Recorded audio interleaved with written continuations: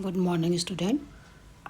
हम डिस्कस कर रहे थे एल्गी और एल्गी में कारा में हम डिस्कस कर चुके हैं कारा के क्लासिफिकेशन एंड कारा का इसका थैलस स्ट्रक्चर कैसा था। तो कारा के थैलस स्ट्रक्चर में आपको बताया था कि कैसा प्लांट में नोड एंड इंटरनोड पाई जाती हैं, unlimited growth and unlimited growth branching, और इसमें स्टिप्यूल और इसके संग में किस तरह से प्राइमरी लेटर्स और सेकेंडरी लेटर्स होता है, और इसके जो नोडल एरिया हैं उसके ऊपर ग्लोब्यूल्स और न्यूक्यूल्स जो सेक्स ऑर्गन्स हैं वो इसके ऊपर प्रेजेंट होते हैं।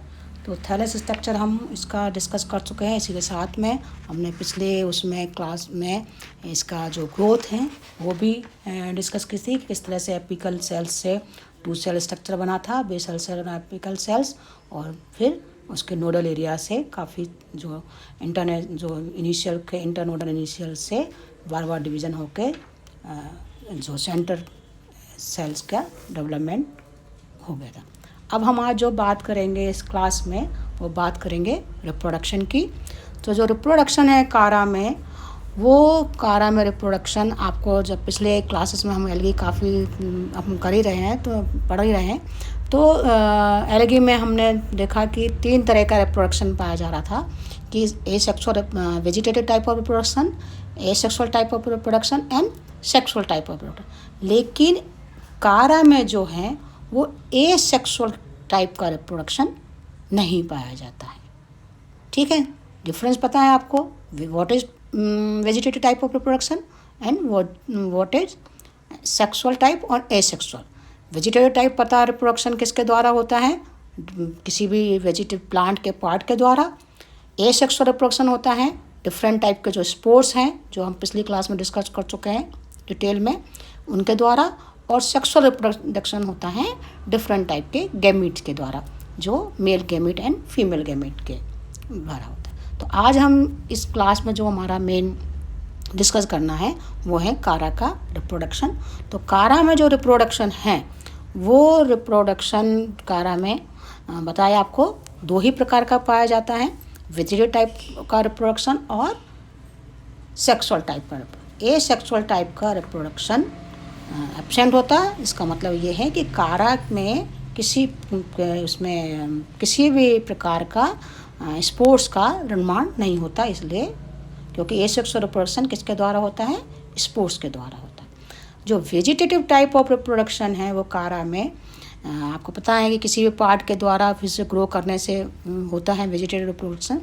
तो कई प्रकार से है, amylum star, bulbil, amorphous bulbils, tuber and secondary protonema.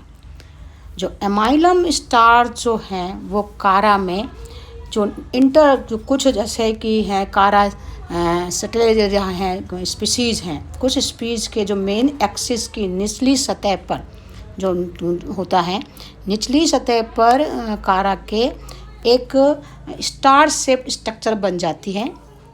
जो ये जो आपको डायग्राम दिख रहा है इस तरह से स्टार शेप स्ट्रक्चर बन जाती है, और वो स्टार शेप जो है ये है वो एक कोशिकाओं का समूह से विकसित होता है। इनमें जो स्टार्स जो हैं, एमाइलम नामक स्टार्स जो है अधिक मात्रा में इकट्ठा हो जाता है, और जिसकी वजह से ये एक फूला हुआ स्ट्रक्चर तारा समान रचना बन जाती है।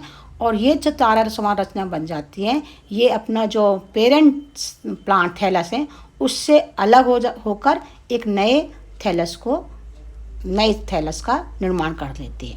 तो एमाइलम स्टार इसका नाम इसलिए पड़ा क्योंकि इसमें जो इसका स्ट्रक्चर है वो तारे के समान है, और जो स्टार्च है वो कौन सा स्टार्च है, एमाइलम। दूसरे प्रकार का जो रिप्रोडक्शन है कारा में होता है वो बाय बुलबुल के जो हैं, या इसको हिंदी में जो है पत्र परकलाई कहते हैं, वो कारा के जो स्पीसीज़ हैं कारा एस्परा, उसमें राइजोइड्स में छोटी छोटी रचनाएं बन जाती हैं, और ये जो रचनाएं हैं वो कई चिरकालिक अंग के रूप में कार्य करती हैं। इनके राइजोइड से ये जो रचनाएं हैं, छोटी छोटी रचनाएं, ये रचनाएं जिनको हम बुलबुल्स कह रहे हैं, ये राइजोइड से अलग होने के बाद में नए थैलस का निर्माण कर लेती हैं और ये इससे वेजिटेटिव रिप्रोडक्शन मतलब नया थैलस बन गया। और ये मेन एक्सेस के नोड्स जो हैं, इंटरनोड के मेन एक्सेस के जो पर्व संधियाँ हैं पर पाई जाती हैं। जैसे इसका एग्जाम्पल अगर हम कहें तो कारा बटालिका। तीसरे तरह का जो बात है वो एमॉर्फस बुलबुल्स। जो एमॉर्फस बुलबुल्स में भी कारा की कुछ स्पीसीज़ हैं, जैसे कि कारा बटालिका, कारा डेलिकुलेटा हैं। इन स्पीसीज़ में रिपोर्ट किया गया है, इसमें जो कारा की जो निचली सतह पर जो राइजोइड्स पाए जाते हैं, उनकी निचली सतह में जो नोड हैं इंटरनल आउटग्रोथ के रूप में ग्रो कर जाती हैं और लेटरल आउटग्रोथ के रूप में ग्रो करने में कोशिकाओं का समूह इकट्ठा हो जाता है। और वो समूह इकट्ठा होने के बाद में वो जो समूह जो आउटग्रोथ वेजिटेटिव जो ग्रोथ जो है इकट्ठी हो जाती, ग्रुप इकट्ठा हो गया, वहाँ पर लेटरल आउटग्रोथ बन जाती है और ये एमॉर्फस अनियमित पत्र कहलाती है, एमॉर्फस बुलबुल्स कहलाती हैं। और ये फिर वेजिटेटिव उसमें करने में रिप्रोडक्शन करने में सहायक हो जाती है। प्लांट से अलग होकर हर एक बुलबुल जो एमॉर्फस है वो एक नए प्लांट्स का डेवलप कर लेती है। ठीक इसी तरह जो सेकेंडरी प्रोटोनेमा है, वो सेकेंडरी प्रोटोनेमा में भी जो प्राथमिक जो प्रोटोनेमास के अलावा जो राइजोइड्स के बेसल सेल्स से डेवलप होती हैं और इनमें जो जैसे कि प्राइमरी प्रोटोनेमा के समान ही इनका से ये नया थैलस का निर्माण कर लेते हैं। तो ये बात हो गई कि कारा में किस तरह से वेजिटेटिव टाइप ऑफ रिप्रोडक्शन होता है और कितने प्रकार का होता है। समझ में आया कितने प्रकार का? Bye amylum star, bye Bulbul, bye amorphous Bulbul, by secondary protonema. तो ये हो गया कारा का रिप्रोडक्शन किसके बाय वेजिटेटिव टाइप का। अब हम बात करते हैं कारा के सेक्सुअल रिप्रोडक्शन। जो कारा का जो रिप्रोडक्शन में जो है सेक्सुअल रिप्रोडक्शन जो है वो आपको बताया है कि जो सेक्स ऑर्गन्स हैं कारा में, कारा कैसा एल्गी है? मैक्रोस्कोपिक। और ठीक इसी तरह जो इसके सेक्स ऑर्गन्स हैं ग्लोब्यूल्स एंड न्यूक्यूल्स, वो जो ग्लोब्यूल्स एंड न्यूक्यूल्स ऑर्गन्स हैं यहाँ पर जैसे दिख रहा है, जो मेल और फीमेल रिप्रोडक्टिव ऑर्गन्स जिसको कह रहे हैं वो मैक्रोस्कोपिक, वो आराम से नेकेड आई से बिना उसको देखने के लिए माइक्रोस्कोप से आवश्यकता नहीं होती है, बिना माइक्रोस्कोप की आवश्यकता से ये दिखाई देते हैं। और ये जो कारा है इसमें जो दोनों तरह के होते हैं। इसमें जो रिप्रोडक्शन है सेक्सुअल रिप्रोडक्शन वो ऊगेमस प्रकार का होता है। आपको ये भी याद होगा कि ऊगेमस टाइप का रिप्रोडक्शन कैसा होता है, जिसमें कि मेल गैमेट तो मोटाइल होते हैं and female gamete non motile होते हैं।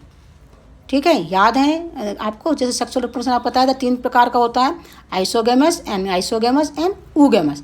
आइसोगेमस में क्या था बच्चों कि दोनों गैमेट समान थे और एक समान थे। आइसो मतलब समान गैमेट और दोनों ही मोटाइल थे।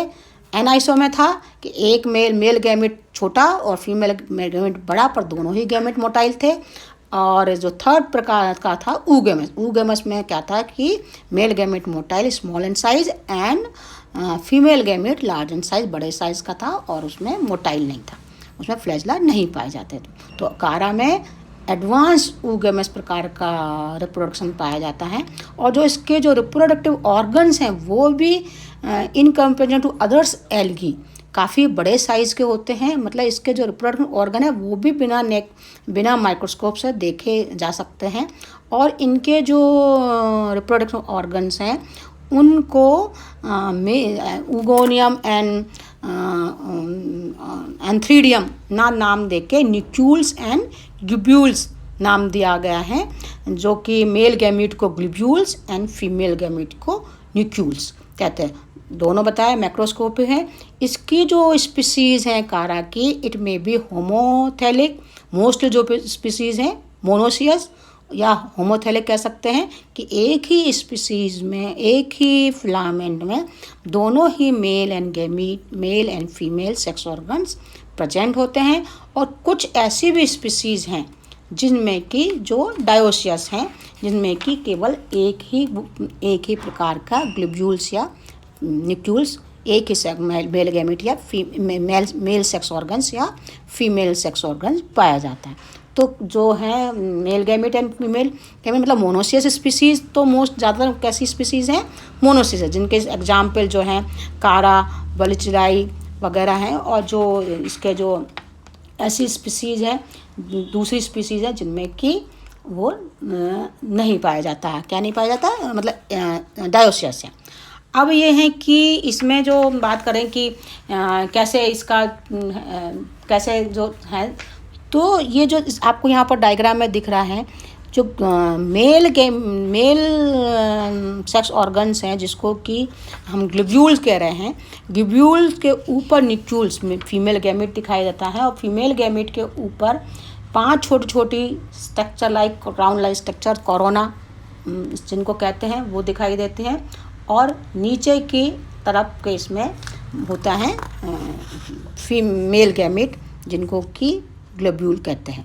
तो ये तो कारा का एक सिंपल सा है कि किस तरह से सेक्स ऑर्गन्स में पाए जाते हैं ग्लोब्यूल्स एंड न्यूक्लियस। और ये जो ग्लोब्यूल्स एंड न्यूक्लियस जो मतलब डेवलप होते हैं, वो डेवलप होते कारा की लिमिटेड ग्रोथ ब्रांचिंग के ऊपर। अनलिमिटेड ग्रोथ ब्रांचिंग के ऊपर नहीं डेवलप करते हैं। ये कहाँ बनते हैं? लिमिटेड ग्रोथ ब्रांचिंग के ऊपर, और लिमिटेड ग्रोथ ब्रांचिंग के बाद में भी जो नोड्स हैं उसके ऊपर। तो ये तो बात हुई अपने कि किस तरह से कारा में रिप्रोडक्शन आज हमने स्टार्ट कर दिया। वेजिटेटिव रिप्रोडक्शन की हमने बात कर ली है, और अब हम बात करें हमने सेक्सुअल रिप्रोडक्शन में, इसमें sex organs male sex organs कैसा होता है और फीमेल सेक्स ऑर्गन कैसा होता है। ठीक है बच्चों, अगले क्लास में हम डिस्कस करेंगे कारा के रिप्रोडक्शन में, सेक्सुअल रिप्रोडक्शन में डेवलपमेंट ऑफ मेल गैमेट किस तरह बनता है and development of female gamete किस तरह से बनता है। ओके बच्चों, थैंक यू।